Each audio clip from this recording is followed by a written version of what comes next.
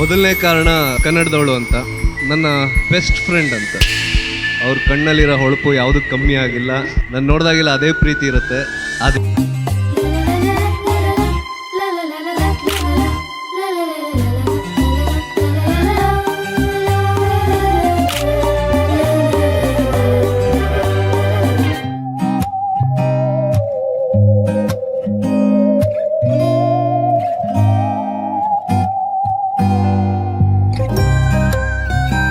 ಏನು next pose. Okay ಬಾ selfie ತಗೊಳ್ಳೋಣ. ಬಾ. ಬಂದೆ ಬಂದೆ ಬಂದೆ.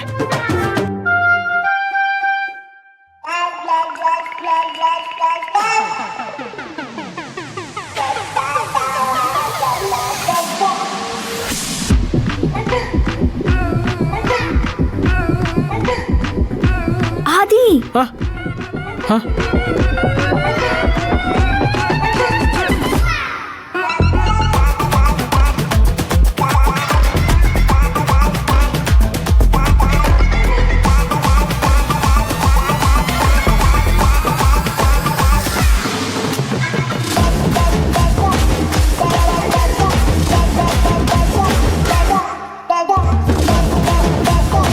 ಏನು?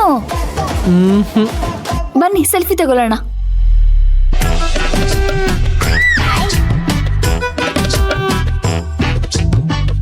ಆದಿ ಆದಿ ಇಲ್ಲಿ ನೋಡಿ.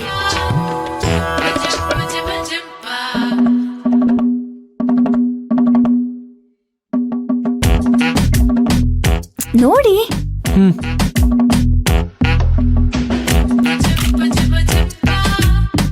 ಹೋಗೋಣ. ಹೊರಡೋಣ ಹೊರಡೋಣ.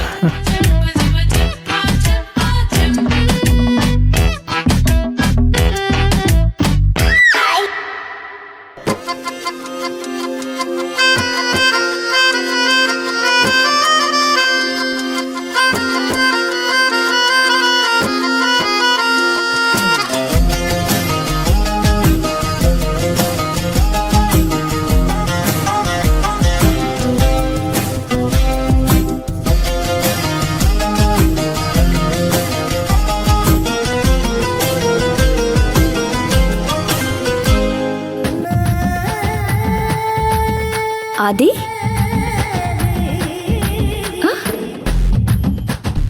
ಆದಿ ಆದಿ ಮಕ್ಕಳು ಸೂಪರ್ ಅಲ್ವಾ? ಯಾವ ಮಕ್ಕಳು? ಅದು ಮಕ್ಕಳು ದಿನಾಚರಣೆ ಬರ್ತಿದ್ಯಲ್ಲ ಆ ಮಕ್ಕಳು. ನೀವು ನಡ್ಕೋತಾ ಇರೋದಕ್ಕೂ ಮಾತಾಡ್ತಾ ಇರೋದಕ್ಕೂ ಏನು ಸಂಬಂಧನೇ ಇಲ್ಲ. ಅಯ್ಯೋ ರೀ, ದಯವಿಟ್ಟು ಸಂಬಂಧಗಳ ಬಗ್ಗೆ ಮಾತ್ರ ಮಾತಾಡಬೇಡಿ. ಹೊರಡೋಣ ಅಂದ್ರಲ್ಲ, ಹೊರಡೋಣ ಬನ್ನಿ, ಹೊರಡೋಣ. ಈ ಕಡೆ ಸಾರಿ.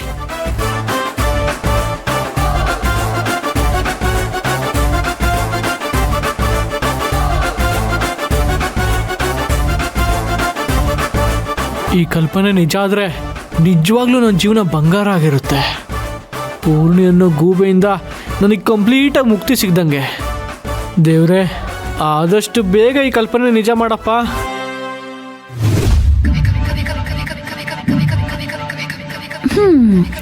ಆದಿ, ಮನ್ಸಲ್ಲಿ ಏನೇನೋ ಕಲ್ಪನೆಗಳನ್ನ ಕಟ್ಕೊಳ್ತಾ ಇದೆಯಾ ಅನ್ಸ್ತಾ ಇದೆ. ಆದ್ರೆ ವಾಸ್ತವ ಬೇರೆನೇ ಇದೆ. ಕಾವೇರಿ ಬದುಕಿನ ಎಲ್ಲ ಗುಟ್ಗಳನ್ನ ನೀನ್ ರಟ್ ಮಾಡ್ಲೇಬೇಕು. ಇವತ್ ನಿನ್ ಕೈಲಿ ಮಾಡಿಸ್ತೀನಿ.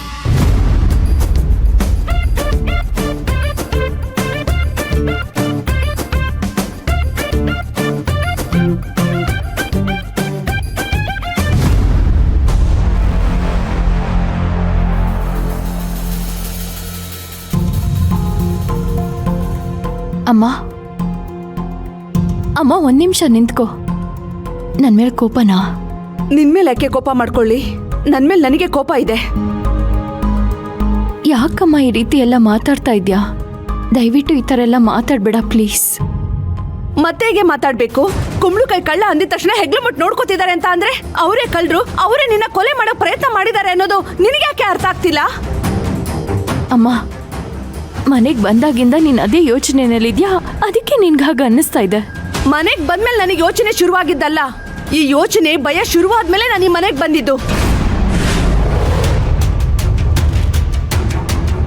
ಏನಮ್ಮ ಹೇಳ್ತಾ ಇದ್ಯಾ? ಆಕ್ಸಿಡೆಂಟ್ ಆಗಿದ್ದಿನ ರಾಮ್ ಮನೆಯವರೇ ಇದು ಕಾರಣ ಇರಬಹುದು ಅಂತ ಪೊಲೀಸ್ನವರು ಅನುಮಾನ ಪಟ್ಟು ವಿಚಾರಣೆ ಮಾಡಿದ್ರು ಅಂತ ಸರ್ಸು ನನಗೆ ಹೇಳಿದ್ಲು. ಅವಳು ಹೇಳ್ದಾಗಿಂದ ನನ್ನ ಮನ್ಸಿಗೆ ನೆಮ್ಮದಿನೇ ಇಲ್ಲ ಗೊತ್ತಾ. ಮಗಳ ಮೇಲೆ ಎಷ್ಟೇ ಕೋಪ ಇದ್ರು ಅವಳು ಬೇಡ ಅಂತ ಮನ್ಸಿಗೆ ಕಲ್ ಮಾಡ್ಕೊಂಡಿದ್ರು. ಅವಳಿಗೆ ಅಪಾಯ ಇದೆ ಅಂತ ಗೊತ್ತಾಗಿದ ತಕ್ಷಣ ನನಗೆ ಕರೆಂಟ್ ಸಂಕಟ ಎಷ್ಟಾಯ್ತು ಅಂತ ನಿನಗೆ ಗೊತ್ತಾ. ಅದ್ರ ಜೊತೆಗೆ ಪ್ರಬಲ ಬಂದು ನಿನ್ ಕೊಲ್ಲೋ ಹಾಗೆ ಕನ್ಸು ಬಿತ್ತು. ಈ ಮನೆಗೆ ಬಂದು ನೋಡಿದಾಗ ಅದಕ್ಕೆ ಸಂಬಂಧಪಟ್ಟ ಹಾಗೆ ಘಟನೆ ನಡೀತು. ಇದೆಲ್ಲ ನೋಡಿದ್ಮೇಲೆ ಅವ್ರ ಮೇಲೆಲ್ಲ ಅನುಮಾನ ಬರ್ದೇ ಇರುತ್ತೇನೆ.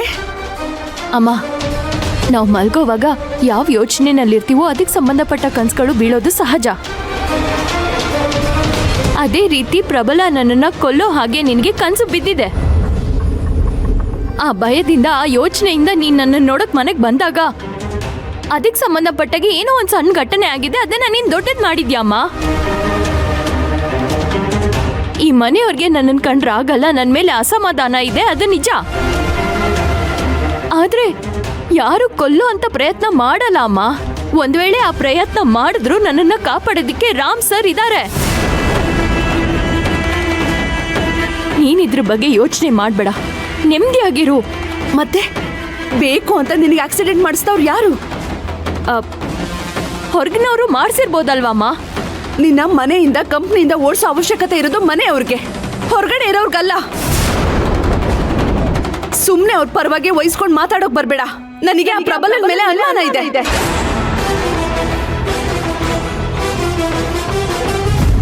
ಜೊತೆಗೆ ಅವ್ರ ಹಿಂದೆ ಇನ್ನು ಯಾರ್ಯಾರಿದ್ದಾರೆ ಅಂತ ಗೊತ್ತಾದ್ರೆ ನಾನಂತೂ ಅವ್ರನ್ನ ಸುಮ್ನೆ ಬಿಡಲ್ಲ.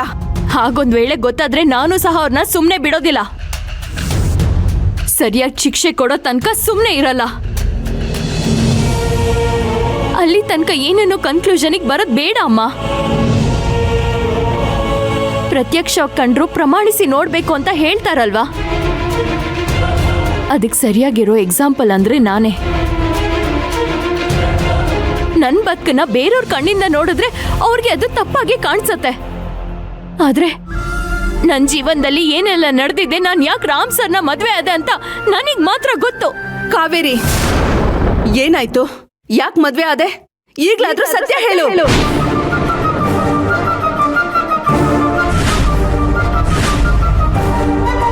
ಹೇಳು, ಏನಾಯ್ತು ಅಂತ ಸತ್ಯ ಹೇಳು.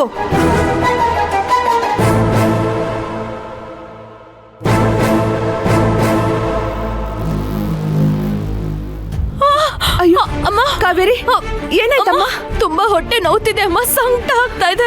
ಒಂದ್ ನಿಮಿಷ ಇರು ಕಂದ, ಔಷಧಿ ತಗೊಂಡ್ ಬರ್ತೀನಿ.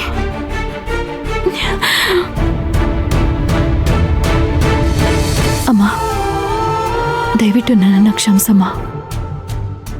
ನಿನಗೆ ಸತ್ಯ ಹೇಳೋಷ್ಟು ಧೈರ್ಯ ನನ್ನಲ್ಲಿಲ್ಲ. ಹಾಗಂತ